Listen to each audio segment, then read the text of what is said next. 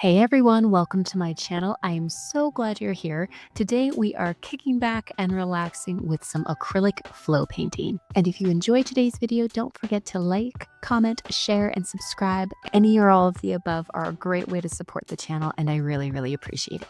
And in other news, I just launched my very own website, abstractsbyannavolk.com. The link to the site is in the description, and of course, I have a well-curated collection of prints and accessories on offer. So if you're looking for a vibrant and unique piece of art for your home, office, or a gift, definitely check out my shop. Or if you just want to get lost in a weird little world, check out my virtual gallery. I have my more in-depth series featured there, along with some artist notes. And finally, I have a blog section where I'll be posting about creative topics weekly, so check that out, chime in, let's have a conversation. Okay, housekeeping items out of the way, let's start our acrylic flow painting. So for this project, we're going to start by selecting a nature-inspired color palette. I'll give you some examples. Then we'll move on to mixing the paint and diluting it so it's pourable. Then we'll pour our paints over our paper, let them flow together, all that good stuff.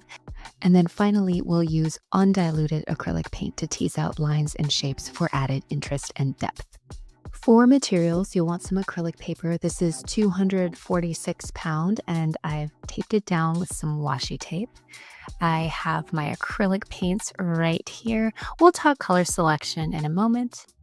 And since we'll be mixing the paints for the first half of this project, I have these 3 small glass mixing bowls. I found that the best tool for mixing is a whisk, so I've got one of those right here. And at the end, we'll be applying undiluted paint. So I have a paint palette as well as a brush for that portion. And as usual, I have lots of water handy, not only for cleanup, like in these mason jars, but I also have a little Pyrex measuring cup with a lip to pour the water into my bowls when I'm mixing. And then I have some paper towels. So that should be everything you need. I also have a full materials list in the description. Okay, let's pick our palettes. So I recommend choosing 3 colors for this particular exercise. Of course, you can use any colors you like, but if you would like to do a nature-inspired palette and create a relaxing vibe to your piece, the following 4 examples would be a good place to start.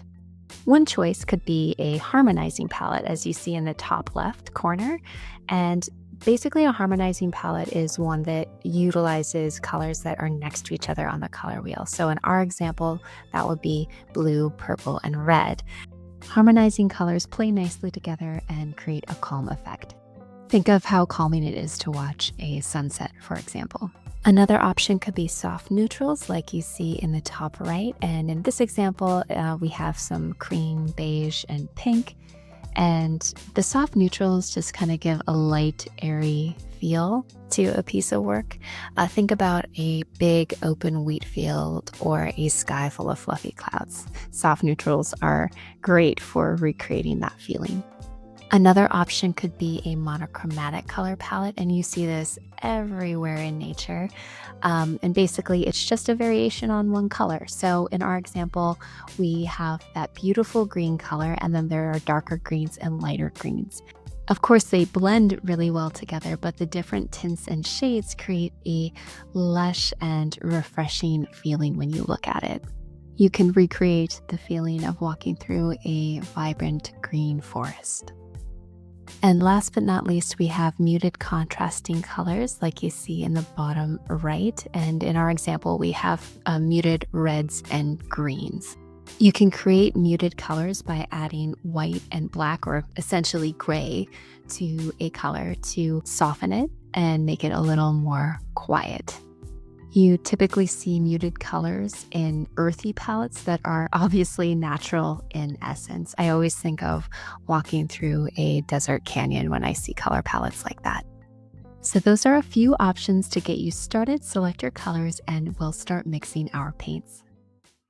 For my color palette, I've selected harmonizing colors. I'm going to do a blue and green combination. Now I'm going to use this primary blue as the main color, and then I'm going to use a viridian green that has blue tones in it, but I'm going to add white and make it a little bit lighter. And then I'm going to combine this blue with black so I get a darker blue. So I'm going to have light viridian green, blue, and dark blue. My inspiration for this was a beautiful aerial shot of ocean waves washing up against a beach. And I'm not trying to recreate that scene when I make this painting, but I want to have that feeling of deep, calm cleansing.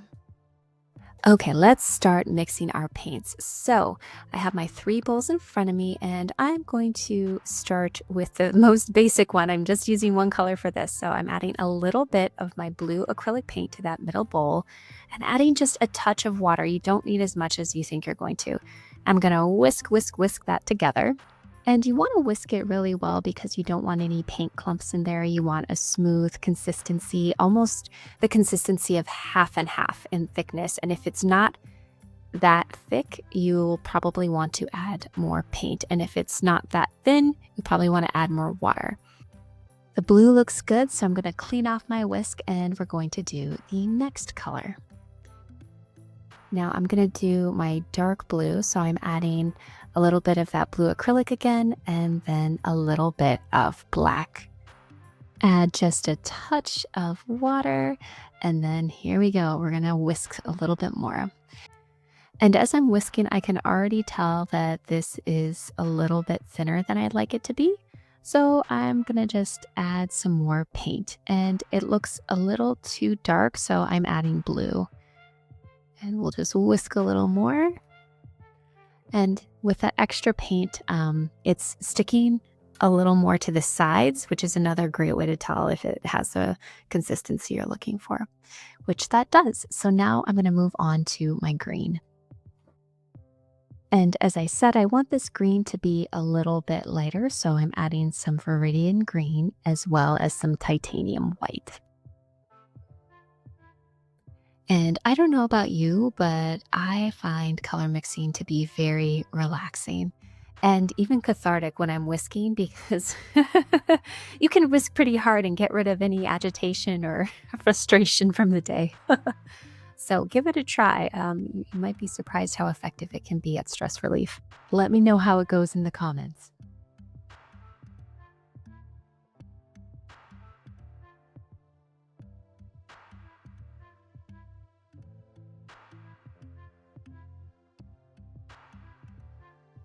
All right, the color mixing is complete. So I'm just going to shuffle my supplies around here.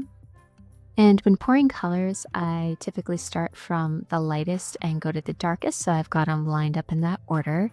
And then since this is a very fluid style of painting, I like to put paper towels right under my board. So when water flows off the paper, it doesn't go absolutely everywhere. So to start, grab your lightest color and just pour in random places. And you don't need to use all of the paint. And then you can tilt your paper around, let some of it run off the page, tip it horizontally, tip it vertically. And you'll do the same thing with your second color. Pour it in random places. It might stand alone on the paper or it might intermingle with the existing color. It's all good. Just let it go and let it flow. And I'm going to move on to my third color. And notice I am trying to add it to some of the open spots because when the water combines with an established pathway, it just follows that pathway, which is fine. But if you want to fill up some of your white space, try to aim for that first because inevitably the water is going to find the existing pathway. Okay, once you're satisfied with the amount of color on your paper, you can let it dry a little bit. I have a lot of standing water on my paper, so what I'm going to do is I'm going to take a napkin and hold it up to the edge where the water is pooling, and that's going to draw the water into the napkin and draw some of that excess water off the paper. This is actually one of my favorite parts because as you draw the water off of the paper, the different streams of color flow together, and it's just a really cool thing to get to watch. I just kind of get lost in it. So now that I've siphoned off most of the excess water, I'm going to go ahead and fill in some of this white space. I don't need to have it completely covered. I want some lighter areas in here. But what I'm doing is I'm just loading this acrylic brush with water, and I'm just pulling a little bit of the color on the bordering edge into that white space. And you certainly don't have to fill in all of the white spaces or any of the white spaces if you want a higher contrast piece. This is simply another option for stylizing your flow painting.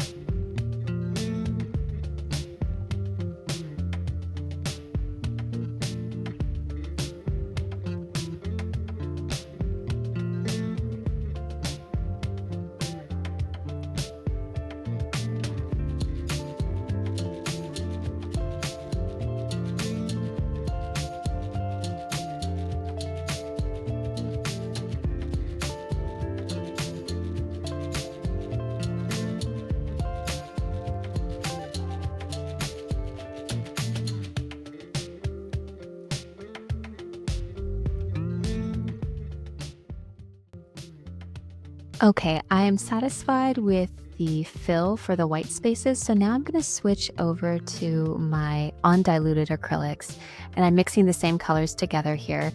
With the undiluted acrylic paints, we'll be applying more color to certain shapes and lines. Doing this will create eye-catching details and also add depth to our piece.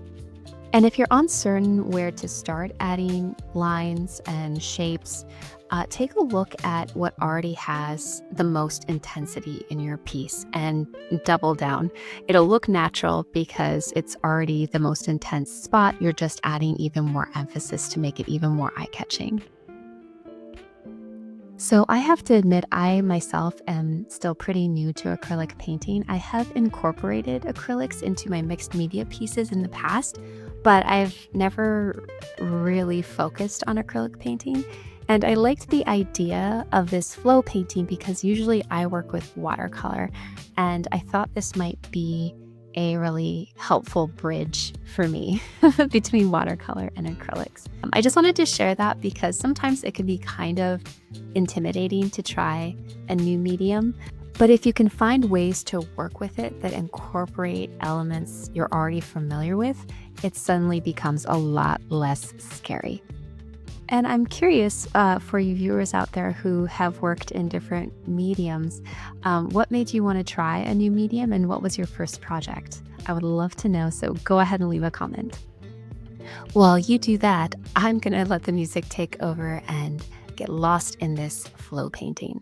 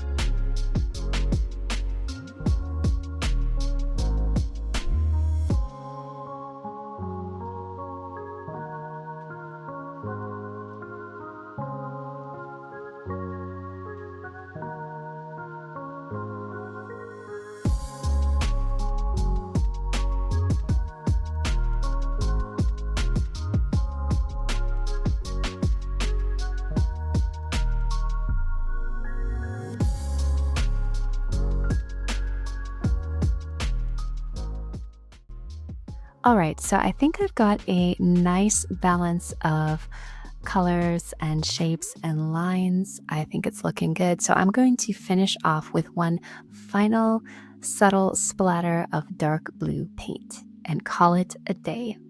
this flow painting is complete. So now that you've seen it, do you think you'll try this exercise? Leave a comment below. I would love to know. And if you've made it this far, thank you so much for watching and creating with me today. Until next time, take care.